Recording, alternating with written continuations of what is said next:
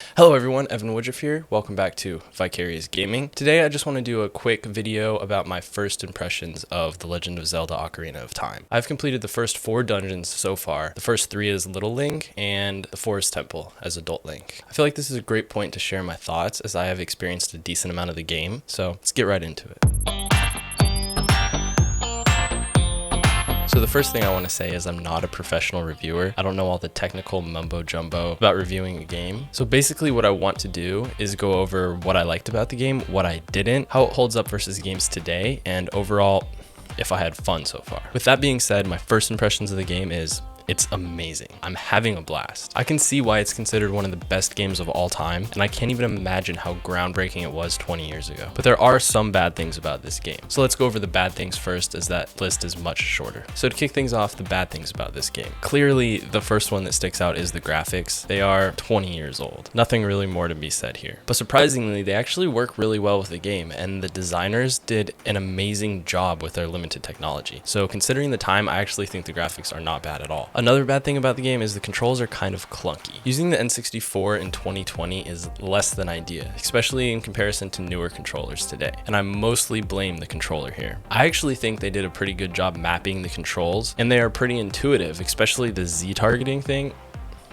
Genius, even though it is pretty unreliable at times. But really it's the controller's fault, and only having one joystick is new to me. The next one, and this isn't necessarily a bad thing and many people may disagree, but the first dungeon, the Deku Tree, I was not very impressed by it. It was way too easy and the puzzles too simple. But it's only not good if you look at it as a dungeon. I think that it was meant to be more of a tutorial. And in that sense, if you take the first dungeon as a tutorial, it is incredible. Instead of going through a regular tutorial where they tell you exactly what to do, what buttons to press, etc., you experience learning the game through gameplay. And that is just incredible game design. That's all I really got so far for the negative parts about the game. Now on to the good things. Wow, is this game immersive, especially for being so old. I find myself more immersed in this 20-year-old game with blocky graphics and no dialogue than many titles today. They do this with cinematic cutscenes, big open areas with a lot of NPCs, and incredible music. Which leads perfectly into my next point. The story is engaging, especially when you travel into the future and the castle is overrun by zombies. You realize that Ganon is a real threat and it's already affecting the world that you play in. And then to go into gameplay a little bit, the dungeons are masterfully crafted. When you first walked in, you're overwhelmed, but eventually as you walk around and explore the area, you become comfortable with it and it kind of becomes your second home. The puzzles are fun and rewarding. They're not too easy, but they're also not too hard,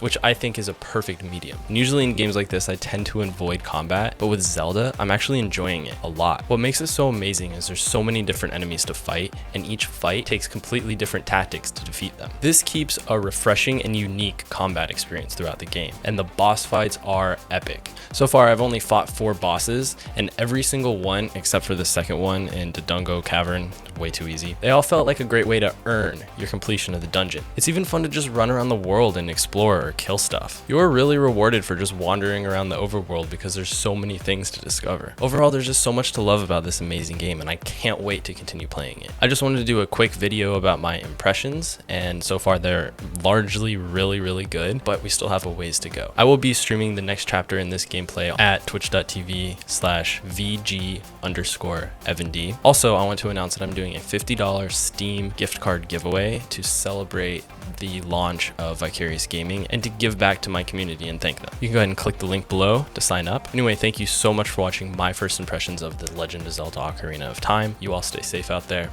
and of course, happy gaming.